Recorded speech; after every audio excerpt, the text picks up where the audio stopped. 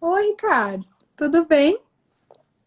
Tudo bem, eu estava tentando fazer aqui no meu computador, mas eu não estou conseguindo, só Não, aparece no celular. não dá mesmo. O Instagram ainda é Ah, pouco é? amigável nessas ferramentas.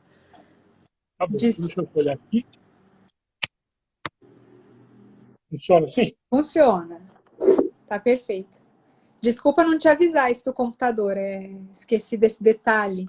Eu também adoraria Não tem fazer problema. no meu computador, a gente ficaria mais fácil, né? Mais fácil como ferramenta. É, somente na hora do som, É, eu, com mais qualidade, né? eu acho que com essa pandemia o Instagram está melhorando muito as ferramentas que as pessoas estão usando demais. Acho que eles vão chegar nisso, mas e pelo que eu percebi, eles têm diferentes funcionalidades para Mac e para PC, então também tem essa questão.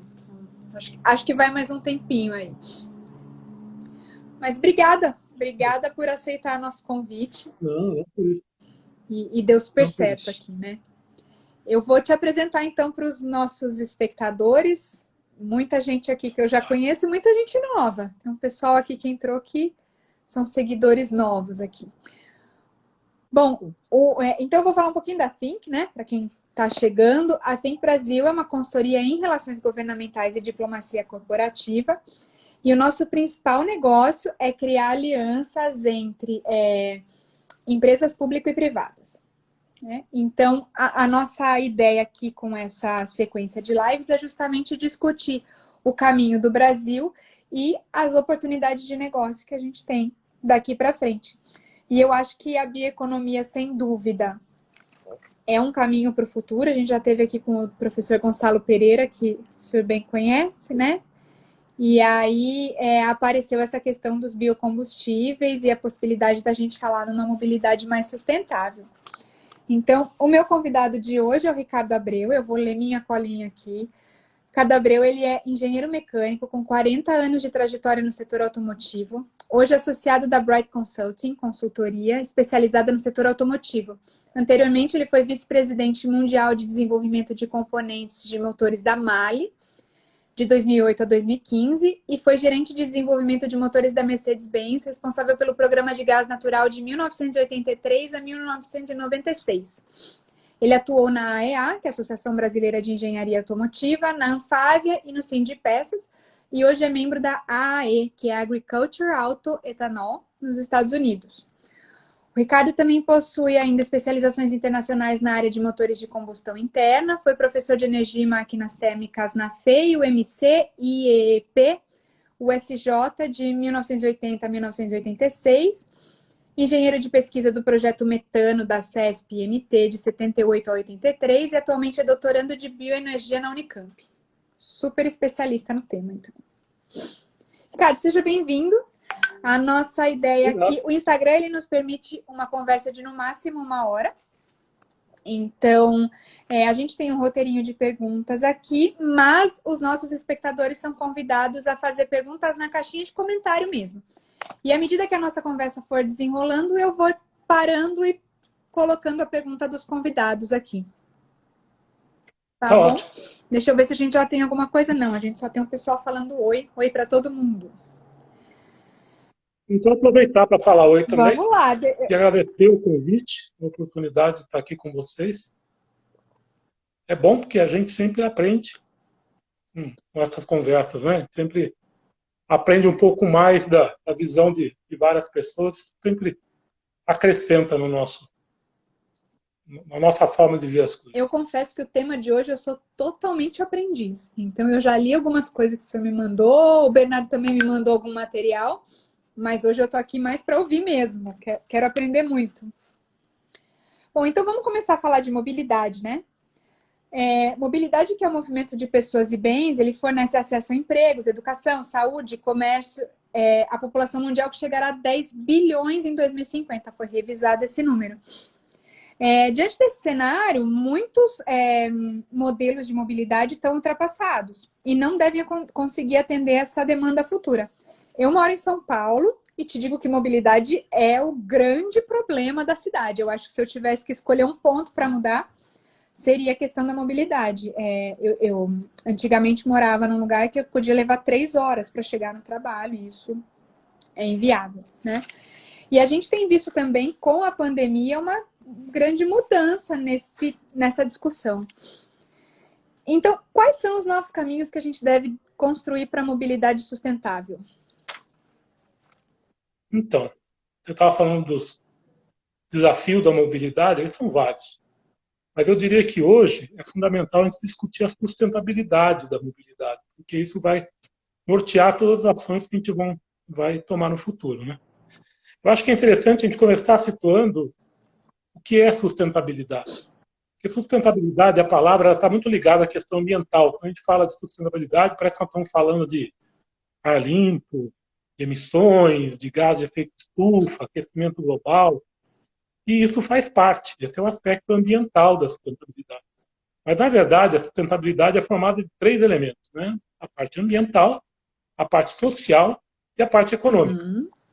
As definições mais modernas de sustentabilidade dizem que é a forma com que nós vamos tratar o planeta para garantir um bom padrão de vida para a geração atual, sem comprometer a vida das gerações futuras. Uhum. E essa ideia de trabalhar com sustentabilidade, agindo no aqui e agora, mas pensando no futuro, que é o fundamental. Então, as ações de mobilidade têm que se nortear por isso. E tudo que a gente vai decidir fazer agora, a gente vai pendurar a conta no futuro. Então, se a gente não fizer o nosso trabalho bem feito, nossos filhos vão pagar por isso. O planeta vai pagar por isso. E essa ideia de mobilidade sustentável, ela acaba, pela força da palavra e da situação atual, né? Seja por causa de uma pandemia ou de um pandemônio, como queiram, né, do Covid-19, seja por causa do aquecimento global, ela acaba tomando uma conotação muito forte, parece que existe um caminho só para seguir. Mas não é assim. Os caminhos são vários, as situações são várias. Cada localidade, inclusive, pode ter um caminho diferente. Você estava falando onde você morava em São Paulo, que você podia demorar 3 horas para chegar em outro lugar. Talvez, então, ali se faça necessário um metrô, né? Para resolver um assunto como esse. Mas é lógico, numa cidade do interior, o metrô não faz sentido. É um investimento que não se paga para condições locais. Então, tudo tem a sua hora, o seu local, a sua forma de fazer. E a grande questão na mobilidade é a gente juntar tudo isso e pensar muito bem feito como vai fazer, juntando esses três elementos. O elemento ambiental, a questão econômica e a questão social. Né? A gente não pode esquecer que a indústria da mobilidade gera empregos. A gente não pode optar por alguma coisa que, de um momento para outro, interrompa esse fluxo econômico e esse fluxo social. Então,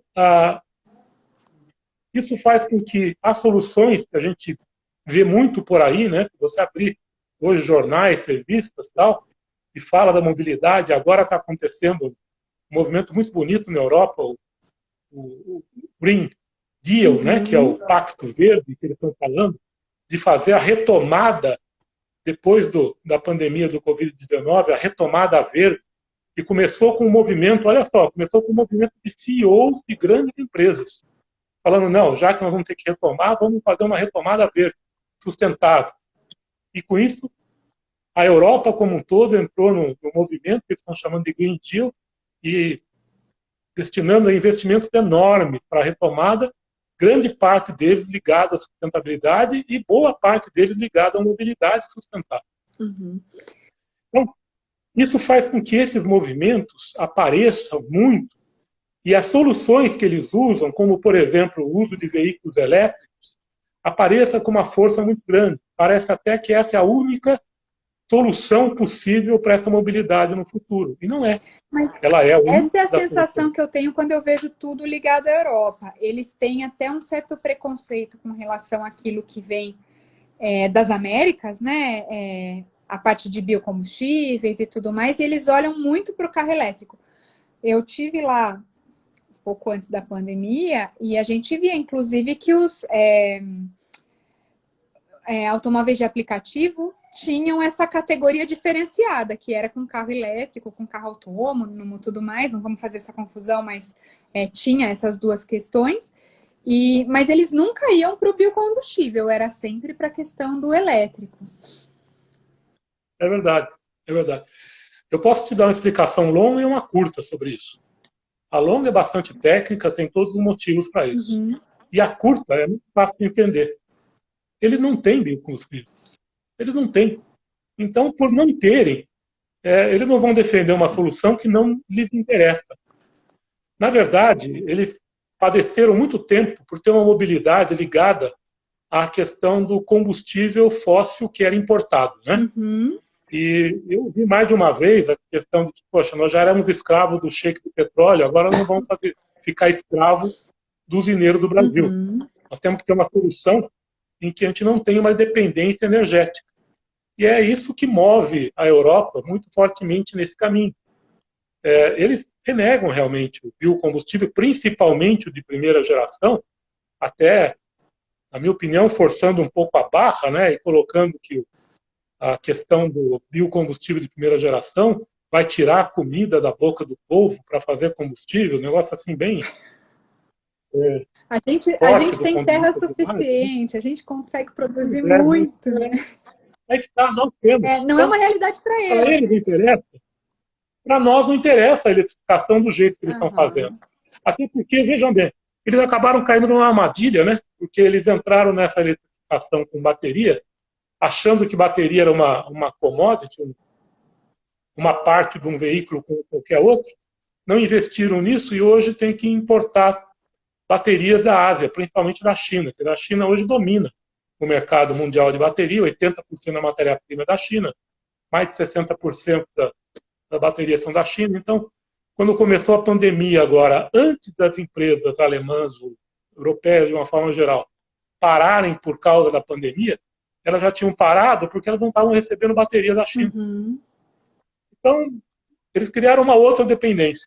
Né? E depois eu queria E perguntar sobre essa questão das baterias, se elas são realmente sustentáveis, porque a gente ouve muito isso também, de que a bateria ela não seria ambientalmente amigável. Como é que fica a destinação de tudo isso depois? Nem está no nosso tema aqui, mas é uma curiosidade que eu tenho, talvez você possa me esclarecer. não posso, a bateria, olha, de novo, né? Você vai encontrar, isso é que parece um imenso fla-flu, né? Você vai encontrar gente jogando para os dois lados. Não existe não existe não, existe, mas existe muito pouca análise racional do assunto. As coisas estão bastante passionais.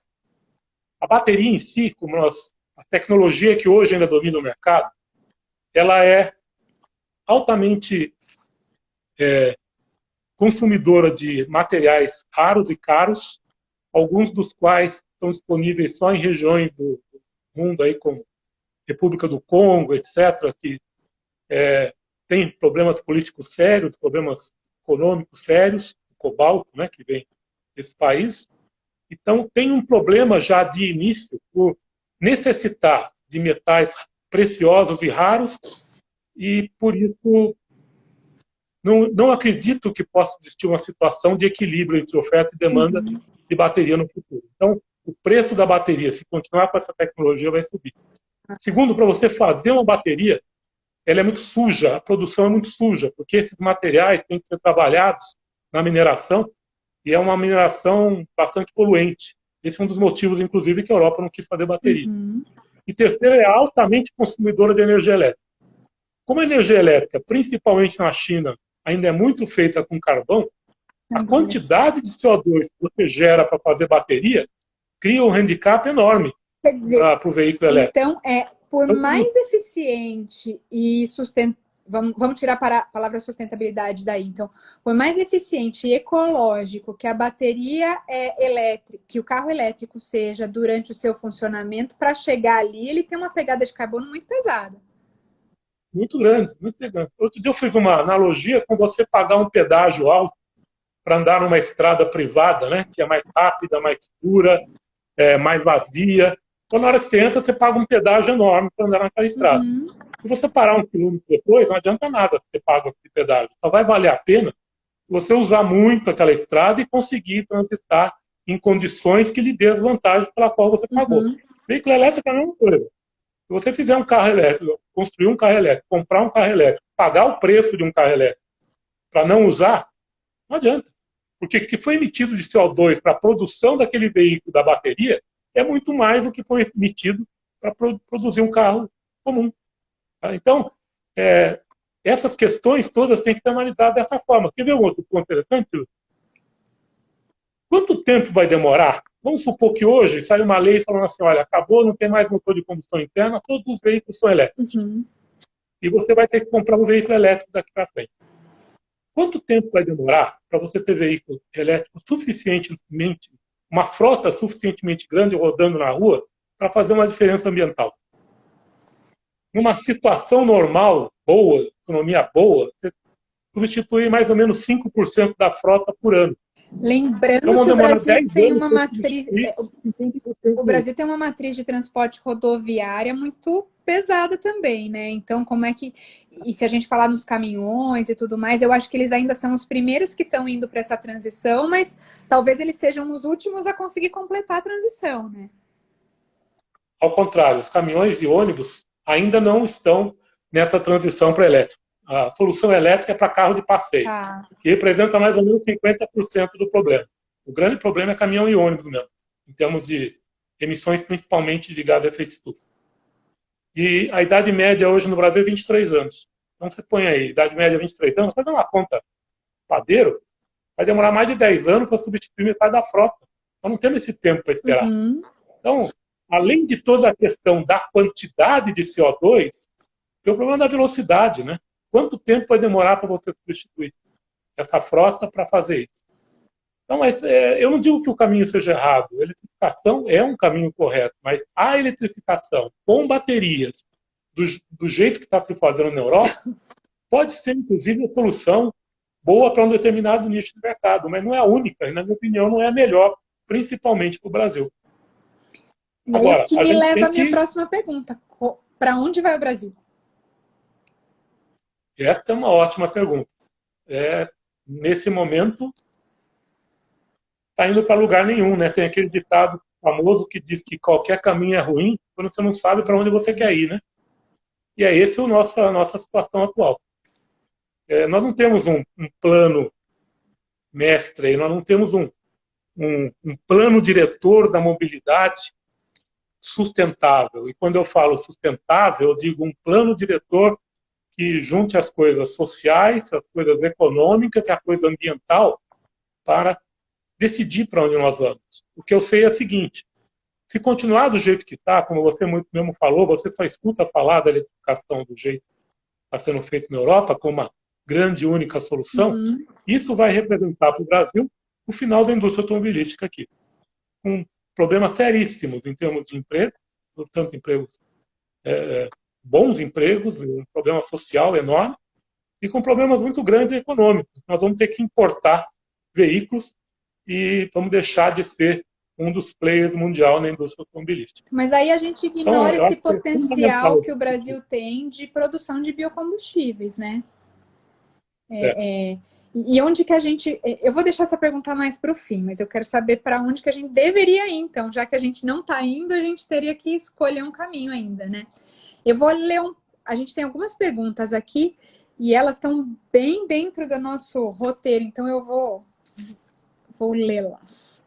O Luiz Sérgio coloca: gostaria de saber sua opinião sobre o fuel cell usando reforma direta de biofuels como etanol. Biofuels. Ô, Luiz Sérgio, essa pergunta é ótima. Eu vou usar a sua pergunta para falar uma coisa que deveria ter falado um pouquinho antes. Eu acho que mais e mais, eu tenho cada vez mais forte a convicção de que o caminho de todo mundo no futuro é o hidrogênio. O combustível do futuro é o hidrogênio.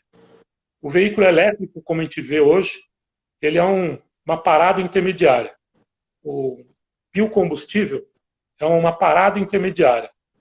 Todo o desenvolvimento na mobilidade deve ir na direção do hidrogênio, principalmente porque ele é o combustível mais limpo do ponto de vista de emissões que existe. A combustão de hidrogênio forma água, né? E a água é um elemento comum à atmosfera e necessário para a Terra. Mas existem várias formas de fazer hidrogênio. Hoje o hidrogênio, a maior parte do hidrogênio no mundo, 90%, é feita a partir da reforma do gás natural. Portanto, ele não é limpo. Porque você usa o metano que existe no gás natural para fazer hidrogênio. Mas ele pode ser feito de outras tecnologias, como a própria eletrólise da água. E existem outras tecnologias. A partir do momento que você tem hidrogênio, e você pode usar esse hidrogênio numa célula de combustível, que normalmente se chama PEM, né? Essa célula ela usa o hidrogênio para criar uma corrente elétrica e você tem um veículo elétrico que não precisa de bateria.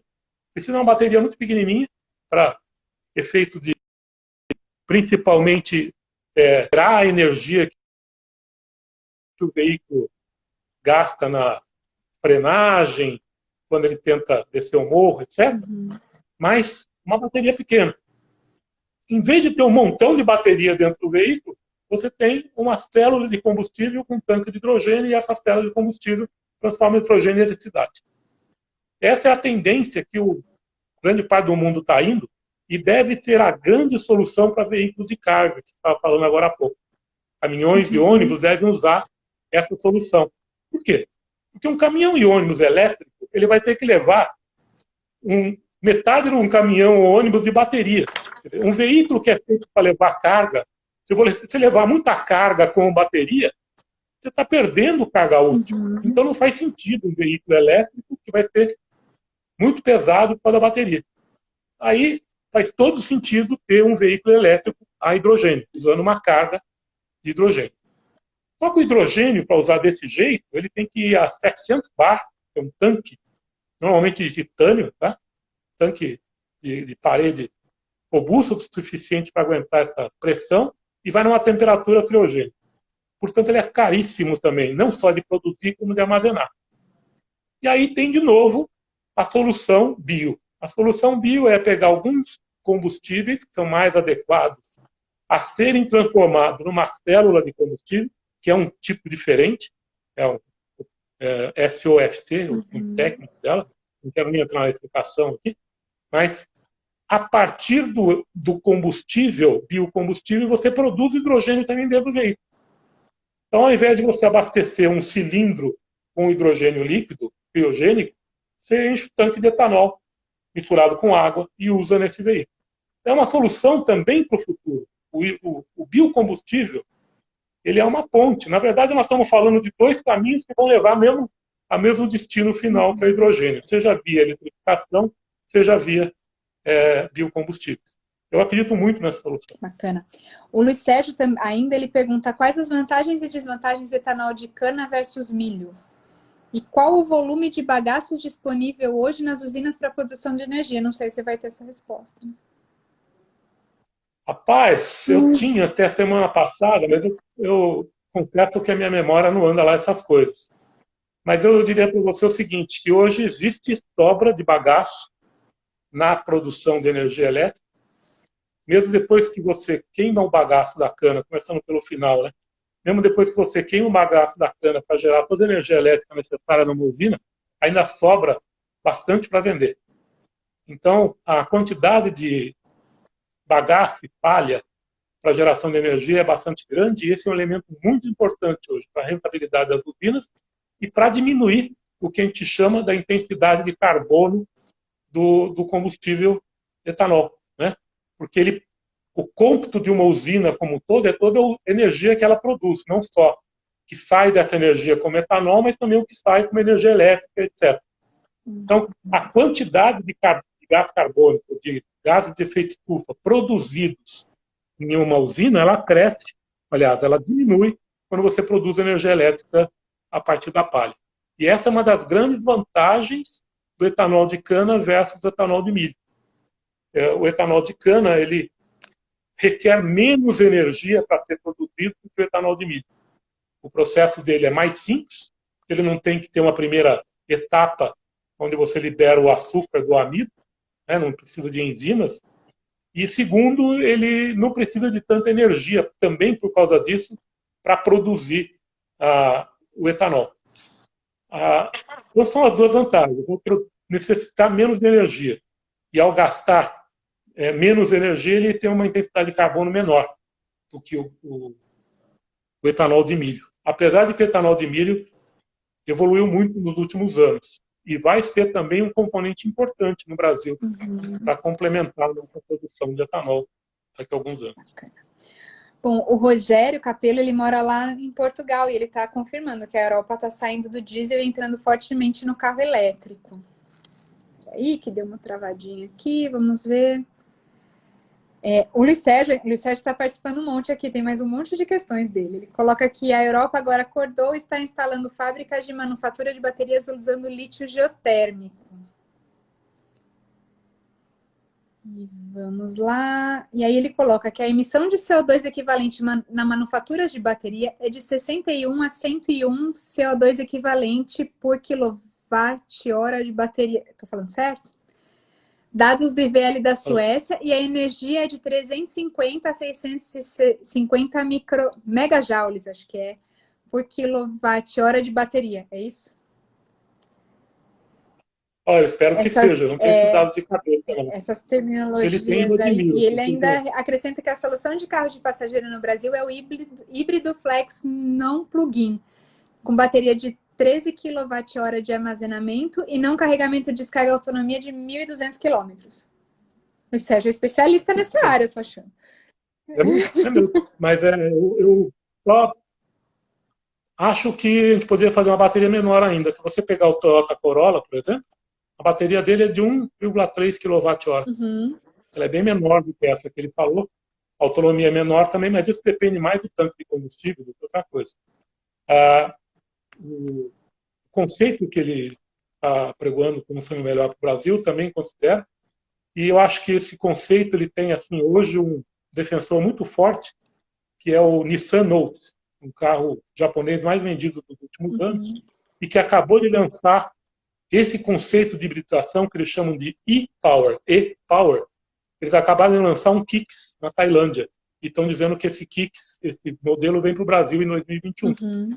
Ele é um veículo híbrido em série, que a gente chama, ou seja, ele tem um motor de combustão pequeno que funciona o tempo todo tocando um gerador de energia elétrica que carrega uma bateria pequena e a tração do veículo é toda elétrica. Ou seja, ele é um veículo elétrico da bateria para frente. Da bateria para trás, ao invés de ele ter um monte de bateria, ele tem um motorzinho de combustão interna que, por funcionar numa situação constante o tempo todo, é muito eficiente e que carrega essa bateria. Então ele não é plug-in, ou seja, ele não precisa de abastecimento externo. Ele tem a geração de energia embarcada. Lógico que a eficiência dele versus a eficiência de um veículo 100% elétrico é um pouco menor. Mas a diferença,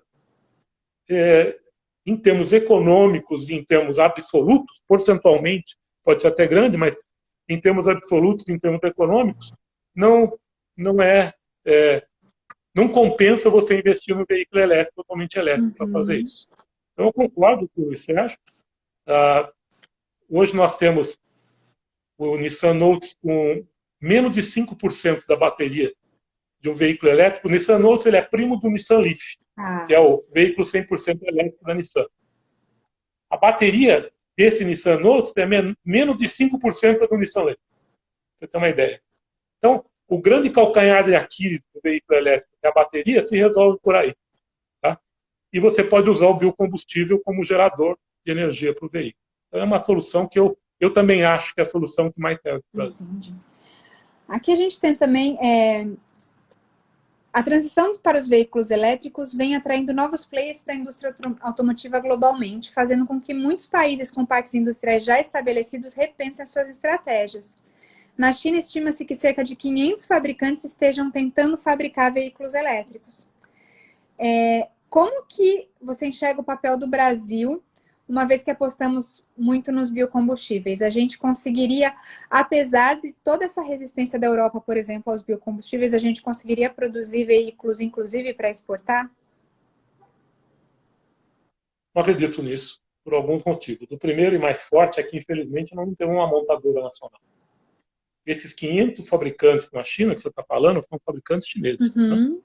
Eles detêm a sua própria tecnologia, eles desenvolvem a sua própria tecnologia e, com isso, eles conseguem se posicionar no mercado. Nós não temos um fabricante nacional de veículos.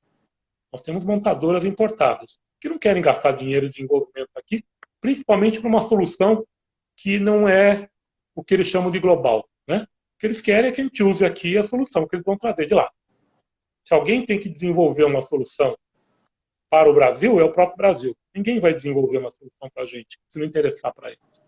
Então, nesse aspecto, nós temos que contar com a sociedade atuando em conjunto e sendo gerenciada pelo governo, que tem que fazer uma gestão muito forte, uma rota tecnológica que beneficie esse caminho do bicombustível. Porque se ele não fizer, ninguém vai fazer. Uhum. Em segundo lugar, a produção de veículos elétricos, o investimento é altíssimo, de desenvolvimento é altíssimo, e a produção requer um volume muito grande. Hoje nós não temos volume nem para produzir veículos convencionais. Nós temos uma capacidade instalada de 5 milhões de veículos por ano e estamos produzindo. Bom, hoje, depois da pandemia, brincadeira, né? A Bright, que é a consultoria onde eu atuo, é uma das mais otimistas e diz que nosso volume vai chegar a 2 milhões e 100 mil este ano, quando todo mundo está apostando num volume bem menor do que esse. Mas aí isso é 60% da capacidade instalada. Com essa capacidade, com esse volume, nós não somos competitivos de forma nenhuma. Não detemos a tecnologia e não temos dinheiro para fazer os investimentos necessários para ingressar nesse campo. Então, eu acho que a gente tem duas apostas. Ou é investir pesadamente no biocombustível para se manter por um tempo, ou é apostar pesadamente numa hibridização. Porque se você imaginar esse veículo que o Luiz Sérgio acabou de defender, ele é um veículo elétrico. A tração dela é elétrica. O que acontece da bateria para frente é exatamente igual ao veículo elétrico. Para trás é que muda. Ao invés de ter uma bateria, tem lá um gerador sendo tocado por um motor de combustão interna altamente eficiente. Então, o Brasil devia se preocupar em desenvolver e produzir esse motor de combustão interna, que é especialmente feito para híbridos, que é altamente eficiente, e se preocupar em fazer os componentes dessa parte elétrica, que é o trem de força elétrico, que vai jogar energia na roda. Mas isso pouco a pouco e com aquilo que nós temos de tecnologia e investimento feito. Nós não temos hoje, num país que tem 100 milhões de pessoas que precisam de saneamento básico, vai demorar um pouco a gente ter dinheiro suficiente para investir nisso. É que a gente precisa ver que não necessariamente essas maiores necessidades são colocadas em primeiro plano, né? De repente, mobilidade pode estar acima de saneamento básico.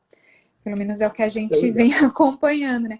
Mas o senhor acha que, por exemplo, uma aliança do setor público-privado e academia seria capaz, pelo menos, de desenvolver essa tecnologia de forma que a gente possa vender, inclusive para investidores estrangeiros que possam estar olhando para o mercado das Américas? Isso... Eu acho que isso é fundamental. Não só é possível, como é o caminho. Aliás, é o único, na minha opinião. Existem cérebros muito bons no país para fazer isso. Nós temos a massa crítica para fazer isso. Nós temos que nos organizar. Nosso problema é de gestão. Nosso problema é de política pública. Conseguir política pública. Eu não gosto de falar política pública, que parece que nós estamos reclamando dos políticos. Na verdade, fomos nós que os colocamos lá. Mas é culpa de todo mundo a gente não ter uma gestão eficientemente eficiente para conseguir criar os nossos próprios caminhos. Nós temos que fazer um grande plano, traçar uma rota tecnológica e fazer isso acontecer. É a responsabilidade de fazer isso acontecer. A gente não consegue, é impressionante. Você vê quantas vezes a gente repisa os próprios passos, né? Em 40 anos de desenvolvimento de combustível alternativo, eu tive uns 5 programas de gás natural, de biogás, etc., que repassa os próprios caminhos. A gente não consegue evoluir. Tá correndo atrás do rabo. Isso como país, é dramático. Mas nesse sentido de políticas públicas, e aí tirando essa questão, esse caráter político, né, eleitoral, vamos falar de política de Estado, de governo, o RenovaBio, ele não traz nenhuma luz para isso? Traz. Ele foi um passo fundamental. Aliás, é um programa exemplar no mundo inteiro. Mas ele é Ele tinha que estar acoplado ao Rota 2030, que fala da eficiência energética e deveria privilegiar, portanto, as soluções que interessam no Brasil, que são o biocombustível. ele deveria estar acoplado ao PROCONVE, que fala das emissões de gases poluentes de escape, né? Que também fica mirando o que está acontecendo no exterior. E no exterior, em todo lugar do mundo, essas legislações são feitas tendo em vista o benefício econômico, ou pelo menos considerando a condição econômica e social. Uhum. Aqui não, aqui a gente escuta falar de uma legislação e dos níveis que estão sendo praticados nos outros países de eficiência energética, etc., e sem pensar nos efeitos sociais e econômicos, a gente quer implementá-los aqui, quando isso não é necessário.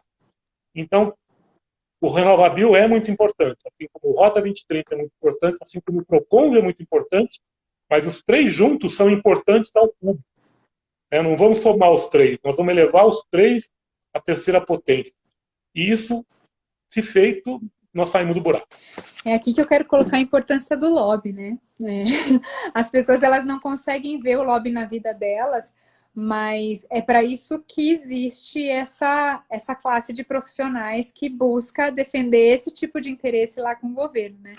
Então, existem projetos muito bons que precisam ser colocados em pauta, mas que parece que a sociedade tem uma dificuldade de fazê-los chegar lá e depois o governo também tem uma dificuldade de traduzir isso em alguma coisa que a sociedade possa consumir, né? Eu acho que isso, infelizmente, começa pelo jargão, né? Lobby é uma palavra que no Brasil, infelizmente, tomou um sentido negativo. Aí, né? Quando fala de lobby, a gente logo pensa que estão se desenvolvendo negociatas escusas para interesses mais obscuros ainda, né?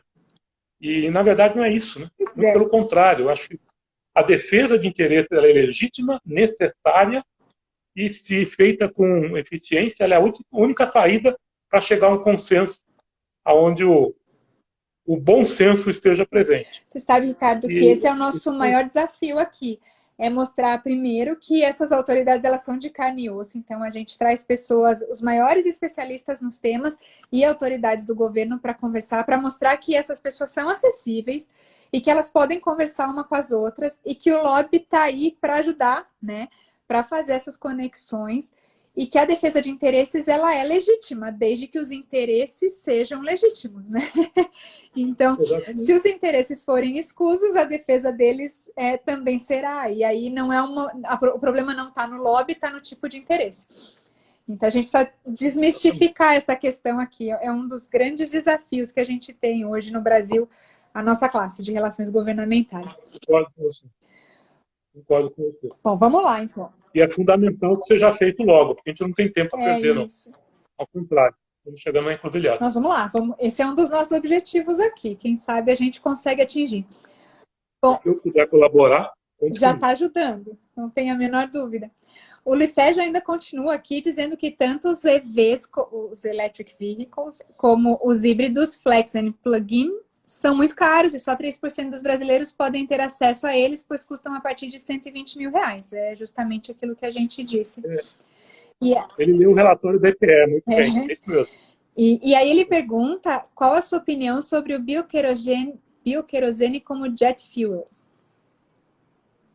Olha, eu acho que é um dos primeiros campos em que o biocombustível vai ter sucesso, porque ele praticamente é a única solução que reduz gases de efeito estufa e é onde existe um compromisso firme das empresas aéreas, né, de redução da emissão de gás de efeito estufa. E ele é um combustível que já está aprovado, inclusive, já se voou com esse combustível. O Brasil tem, inclusive, ações grandes, bem desenvolvidas a esse respeito. Eu acredito muito nesse combustível e eu acho que a visibilidade que ele vai dar para o programa de biocombustível pode nos ajudar como um todo. Só pegando o gancho do que o Luiz falou a respeito dos lobbies, né? É uma coisa que me chama muita atenção nesse Green Deal da Europa, que, aliás, se eles fizeram só o Green Deal, a gente podia fazer o Green Yellow Deal aqui no Brasil, já pensou? O Green Yellow Deal tem uma cor a mais e seria fantástico, né? Mas o Green Deal, na Europa, países como a Alemanha e a França, eles vão dar um bônus para você comprar um veículo elétrico, a bateria, que chega a ser da ordem de 10 mil euros. Você põe aí, arredondando a R$6 o euro, essa pandemia que nós temos, que até um pouco mais, vamos por 6. São R$60 mil de bônus para você comprar um carro. Quer dizer, já caiu pela metade, né? Se a gente está falando em Pois 120 mil, ainda que o valor lá é bem menor. como 120 mil? O Luiz ele falou que os carros aqui no Brasil estão a partir de 120 mil reais. Então, se a pessoa teria um bônus de 60 mil, já caiu pela metade o preço. Não, mas esses 120 mil que ele está falando são carros da população brasileira. Só 3% da população brasileira tem dinheiro para comprar um carro acima de 120 mil. Entendi. Mas esse carro não é elétrico. Entendi. O carro elétrico mais barato vai ter uns 180, 190. Se eu não me engano, o carro elétrico mais barato no Brasil é 174 mil. Tá? Aí você, na Europa, hoje, para você comprar um carro que ele fique com um preço mais ou menos equivalente ao motor de combustão interna, que é o Golf de lá versus o D3 de lá, eles vão dar um bônus da ordem de 10 mil euros. Né? Seria mais ou menos quando você entrar aqui numa concessionária e falar assim, eu quero um veículo elétrico, o cara fala, não, você pode levar aquele ali, e você leva de brinde aquele veículo ali, um Golf, um Polo, alguma coisa, porque você está levando um carro de brinde. 60 mil reais é o preço de um carro normal. Nossa. É isso. Você pode falar que uma tecnologia está estabelecida, você pode falar que o mercado é maduro, quando você precisa dar um bônus de 60 mil reais para alguém comprar um carro? Eu não acredito. Mas a Europa ela tem essas políticas quando ela precisa subsidiar alguma coisa que ela precisa fazer, o mercado que ela precisa que cresça lá. A gente vê isso claramente com a agricultura e pecuária, né? E na minha opinião, elas têm muito a ver com essa questão do combustível, porque a finalidade dos subsídios para agricultura e pecuária na Europa, elas têm a ver com o pós-guerra, com a falta de abastecimento interno e tudo mais, e a necessidade de não depender do mercado externo. E com combustíveis nós estamos falando da mesma coisa. Mas nós acabamos de falar de lobby, e eles estão fazendo o lobby deles. Eles estão certos, eles estão defendendo o interesse deles, e de forma muito competente. Eles não estão errados, não. Nós é que estamos errados se formos atrás disso. Né? Sem dúvida. Nós que estamos errados falando que veículo elétrico é uma solução para o Brasil, porque aqui a gente não tem. A gente não tem dinheiro para dar 600 reais por mês por muito tempo para quem está passando pela pandemia. Nós vamos dar 60 mil reais de bônus para quem comprar um carro. Totalmente fora da realidade. Eu acho que também existe uma discussão de qual é o papel do governo nesse sentido, né? Se o governo vai continuar dando assistência, eu nem quero colocar minha posição aqui, mas eu acho que é uma discussão um pouco maior, né? Quanto que o governo vai intervir no mercado? Não é melhor tornar o mercado maduro para que ele se desenvolva sozinho? Quando você tem poder equilibrado no mercado para fazer isso, eu concordo com você. Quando você não tem, o governo é o poder moderador. Se você só tem montadoras externas, né? Você não tem nenhuma produção nacional de veículos, quem é que vai defender o interesse de uma solução nacional? Não vão ser as montadoras, não vão ser os produtores. A sociedade, nós, não tem força. Temos lá aquele poder. Quem é que vai se contrapor a isso? Além do governo. Quem é que vai fazer o papel que você está falando que na Europa se faz com o lobby, dando 60 mil reais, defendendo o fabricante de queijo na França, defendendo a não importação de comida e de outras coisas? Quem é que faz isso na Europa? Não é o governo? Quem é que está estabelecendo a rota tecnológica na direção da eletricidade na Europa? Não é o governo? Então, esse negócio de que deixa o livre mercado funcionar, funciona para quem tem o mercado, viu? Funciona para quem detém o poder, porque quem não tem, funciona assim não. Nunca funcionou. Então, se a gente não tiver o único grande poder que a gente tem atuando nessa direção de defender os nossos interesses, não vai andar, não. Então, o governo não pode tirar o corpo fora de defender os interesses que são importantes para nós, para o Brasil. Porque nós não temos uma sociedade civil organizada e nós não temos um grupo, vamos dizer assim, tecnologia, grupos empresariais, nacionais, com poder suficiente para fazer isso. Pelo menos nesse campo. Bom, vamos às próximas perguntas. O Rossi Barros, ele escreve que o petróleo já era. E aí ele pergunta o que vai acontecer com as reservas de petróleo? Será que o petróleo já era? Não, esse negócio já era assim, né? Talvez já era para algumas utilizações, mas tem muita coisa que você pode fazer com petróleo. Em segundo lugar, é interessante, porque, veja, por que o petróleo já era? Por que ele diz isso? Eu vou tentar decifrar um pouco do que ele falou, depois ele me responde se eu analisei certo o que ele disse. Mas já era porque ele é poluente, porque ele produz gás de efeito estufa. Olha, se não fosse gás de efeito estufa, não tinha vida na Terra. Porque nós só temos vida na Terra porque a irradiação solar, lá uns bilhões de anos atrás, ela batia na superfície da Terra e, ao retornar, ao invés dela ser totalmente retornar para o espaço, parte dela ficava retida na camada da atmosfera por causa dos gases de efeito estufa. Isso não foi um problema até pouco tempo, quando o ser humano, pela ação dele, começou a produzir muito gás de efeito estufa, e isso começou a aquecer demais a Terra. Então, o que nós temos que fazer é controlar a emissão de gás de efeito estufa. Mas não precisa ser zero. Ela pode ser dentro de um limite. Ela tem que ter um impacto zero no aquecimento global. Ela não precisa ser zero. Então, se eu conseguir misturar as reservas de petróleo, na verdade, utilizar as reservas de petróleo, de alguma forma, misturando com outras que não têm emissão de gás de efeito estufa, para prolongar o uso delas, elas podem ser usadas por muito tempo. Que, aliás, é o que a gente faz no Brasil, quando você mistura etanol com a gasolina. Quando você mistura etanol com a gasolina, você está prolongando o uso do petróleo por mais tempo. Porque o nível de emissão total do combustível, ele é reduzido pela proporção de álcool que você usa. Então, você consegue estender o uso desse combustível fóssil. O gás natural, por exemplo, como produtor de hidrogênio no futuro, ele pode ter um grande futuro. É só você arrumar um jeito de, na hora que for produzido o CO2, você presar esse CO2 e usar para outra coisa. Ou você injeta no próprio poço de petróleo, você faz qualquer coisa com ele. Então, acho que tem várias soluções que podem ser dadas para utilizar o petróleo de outro jeito. Mas, como é utilizado hoje, eu concordo com ele que não vai longe, não. Ele até complementa aqui que o problema do petróleo não é por causa de ecologia, mas por causa da tecnologia dos carros elétricos. Então, no fim, se tiver um equilíbrio, a ecologia também está preservada, né? Eu queria aqui completar com uma pergunta que eu estou segurando aqui, deixa eu achar de novo, que é do meu pai.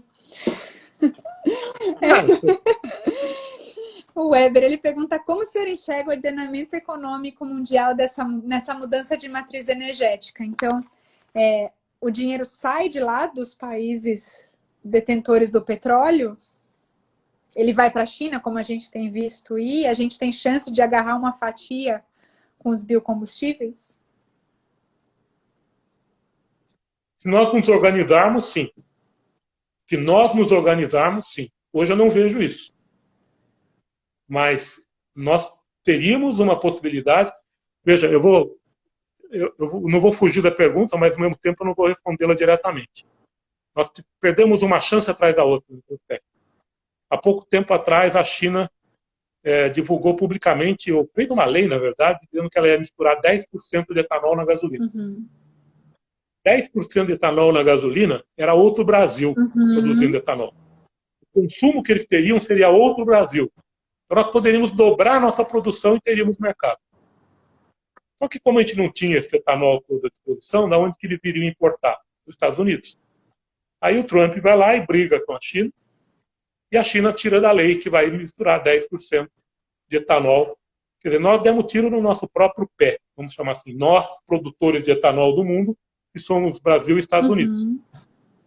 Então, da mesma forma que ninguém quer ficar escravo do petróleo, ninguém vai querer ficar escravo dos fabricantes, de poucos fabricantes de etanol. Então, nós temos que transformar o etanol numa commodity. A gente tem que fazer com que os países da Ásia, que hoje já produzem bastante açúcar, produzam mais etanol. O próprio governo brasileiro... do petróleo, ele você não precisa ter uma fonte ali, né? Você pode plantar em qualquer lugar. Você planta, né?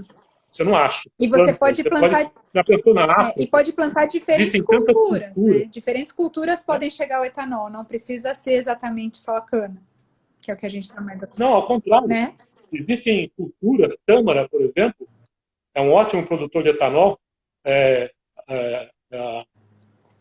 Algarve, que faz tequila, é um ótimo fabricante de fibras, porque a gente está esquecendo que tem o etanol de segunda geração, né? Está aí já na porta, a tecnologia dominada, e que abre um campo enorme para a produção de biocombustível. Então, primeiro, a gente tem que transformar o etanol numa commodity mundial para evitar esse problema político e tem que mostrar a vantagem dele contra outras soluções. O que nós temos que colocar na cabeça é que o futuro não é ou elétrico ou biocombustível. É elétrico e biocombustível.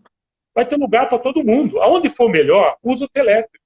Eu tenho certeza que um ônibus elétrico na Avenida Paulista é muito interessante. Pela questão de ruído, pela questão de emissão local, pela questão de gás de efeito estufa. Agora, um ônibus elétrico num bairro afastado de São Paulo não tem sentido, porque ele não consegue nem dobrar a esquina, passar pela lombada, passar pelo buraco, etc. Então, vai ser uma questão de usar a inteligência e colocar todas essas soluções juntas, cada uma onde ela for melhor. E evitar que lobbies muito fortes, já que você é dona do assunto lobby, acabem pendendo a balança demais para um lado. Não pode ser um lobby predatório. Tem que ser um lobby de conquistar o seu espaço, mas não um lobby que precisa matar o resto, como está acontecendo hoje com o veículo elétrico na Europa. Parece que só tem essa solução. Apesar de que, eu vou te falar uma coisa, eu assisti um seminário recentemente promovido por uma empresa de tecnologia da Europa, foi fantástico. E eles estão falando que os motores de combustão interna são imprescindíveis no futuro. Só que não combustível fóssil. Mas eles também não falam do biocombustível, que eles não têm. Então eles estão falando do chamado e-fuel, que é o combustível feito a partir da eletricidade. Então, a partir de processos químicos elétricos, eles transformam CO2, por exemplo, em combustível líquido, etanol, a própria gasolina. Isso vai ser reciclável, porque combustíveis com CO0. Agora, a gente precisa ser competente no lobby do nosso lado. E hoje nós não somos. O lobby dos elétricos dá de 20-0 no nosso lobby. Eu estou usando a palavra lobby com essa expressão mais forte, não como pejorativa, mas para defender o ponto que é uma defesa de interesses legítimos. Nós não estamos sendo competentes na defesa dos nossos interesses legítimos.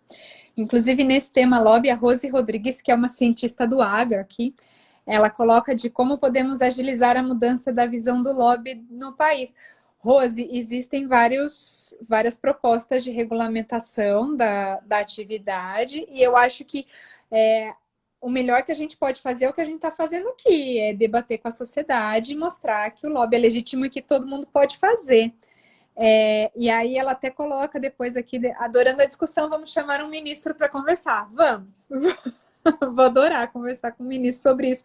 Aí a gente chama também o Ricardo para fazer parte dessa conversa aqui. E o Luiz Sérgio, ele, de novo, coloca que podemos dobrar a produção de etanol com etanol de segunda geração sem expandir a área agrícola. Sem dúvida que a gente precisa chamar o pessoal do agro mesmo para conversar, que hoje já tem 2 usinas de etanol 2G. Não dobra, mas existe um plano de chegar a 2028 com 45 milhões de metros cúbicos. Hoje nós estamos em 30, esse não vai cair um pouco, mas 50% a mais de produção só com a entrada do etanol 2G, sem aumentar a área produzida. Bacana. A área de produção. Bom, e a Rose está dizendo que ela está junto aqui no debate com o ministro. Tá bom, Rose, vamos fazer um grande debate, então. Vamos chamar todo mundo. Eu acho que é por aí. O caminho é esse mesmo, é chamar essas pessoas e colocar isso em debate. E é a força da sociedade que vai fazer isso mudar. Só isso que pode fazer. É isso. Bom, muito bom. A gente está chegando aqui perto do final. Eu quero agradecer muito o Ricardo. Quero agradecer o Luiz Sérgio, que participou um monte aqui. Foi muito bom, nos ajudou. Quero agradecer todo mundo que estava aqui. A nossa live ela fica salva no IGTV do meu canal. E no fim da tarde a gente sobe para o canal do YouTube da Think Brasil. Então eu convido todos a se inscreverem lá e acompanharem todas as nossas lives. E o Ricardo é novo aqui no Instagram, mas eu também convido vocês a seguirem. Quem sabe ele se anima aqui com essa ferramenta, né, Ricardo?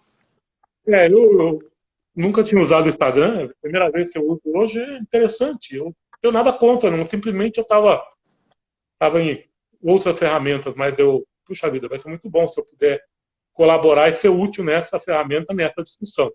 Eu queria, inclusive, congratular vocês por esse movimento que vocês fazem.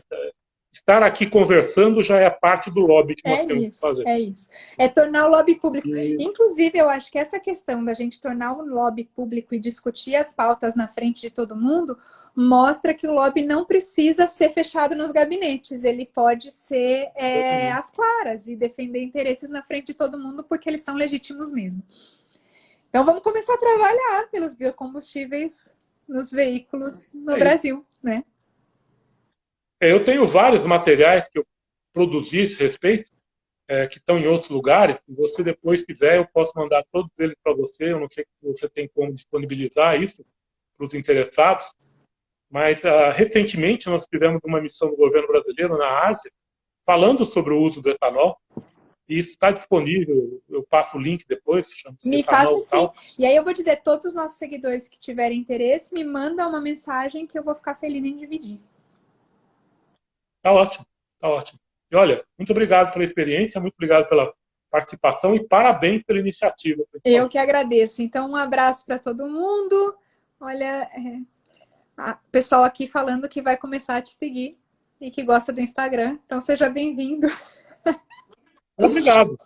Vamos lá. Me ensine. Tamo junto. Até mais. Obrigada, viu? Um abraço. Tchau. Abraço a todos.